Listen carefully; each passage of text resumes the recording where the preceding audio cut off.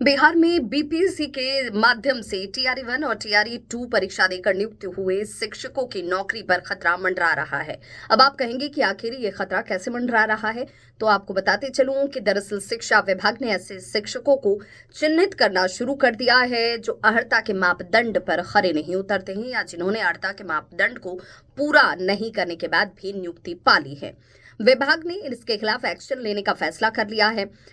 बिहार के बाहर यानी कि यूपी की बात कर लीजिए, झारखंड की बात कर लीजिए या फिर बिहार के अलावा तमाम दूसरे अन्य राज्यों की बात कर लीजिए जिनके बीपीएससी से बहाल शिक्षकों पर जिले की तरफ से कार्रवाई की शुरुआत जो है अब शुरू हो गई है। ऐसे शिक्षकों से विभाग ने स्पष्टीकरण मांगना भी शुरू कर दिया है कि बिहार के बाहर के आप निवासी हैं और फिर आपको आरक्षण का लाभ कैसे मिल सकता है जिसका लाभ आपने हासिल कर नियुक्ति पा ली है।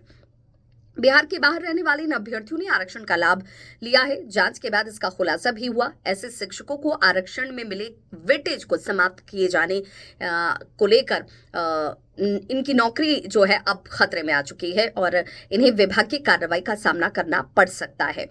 इस मामले को लेकर शिक्षा विभाग बहुत गंभीर है। और हालांकि जिले में नियुक्त ऐसे सभी विद्यालयों के अध्यापकों को शिक्षा विभाग के अधिकारियों ने 3 दिनों के अंदर साक्ष्य प्रस्तुत करने के आदेश और निर्देश दोनों ही दे दिए हैं। ऐसा नहीं करने पर नियुक्ति को निरस्त करने का और सेवा समाप्त करने के बाद कही जा रही है कि ये शिक्षा विभाग की तरफ से एक्शन लिया जाएगा। बिहार लोक सेवा आयोग, जिसे हम बीपीएससी के नाम से भी जानते हैं, विद्यालय अध्यापक पद पर नियुक्ति की गई। इसमें सिर्फ बिहार के ही नहीं, बिहार के बाहर के अभ्यर्थियों ने शिक्षक पात्रता परीक्षा में 5% की छूट का लाभ हासिल किया और नौकरी हासिल कर ली, जो कि जो कानून सम्मत है, विधि सम्मत है और जो इसके लिए अर्हताएं हैं, जो मापदंड हैं, उसके बिल्कुल उलट थी। बिहार राज्य के बाहर के अभ्यर्थियों को शिक्षक पात्रता परीक्षा में उत्तीर्ण हेतु 5% की छूट दे नहीं है।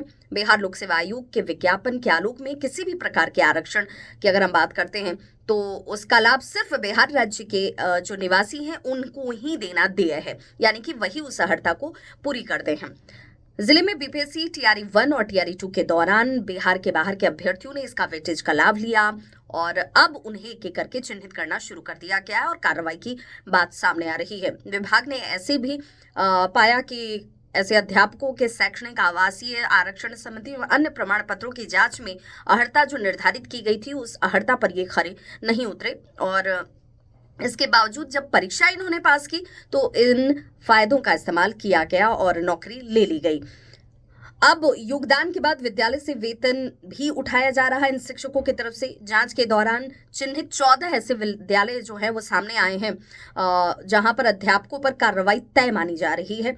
शिक्षा विभाग के स्थापना जिला कार्यालय पदाधिकारी जो हैं संजय कुमार, उन्होंने ऐसे सभी अध्यापकों से स्पष्टीकरण की मांग भी कर दी है और स्पष्टीकरण नहीं देने की परिस्थिति में इनकी सेवा को समाप्त किया जाएगा।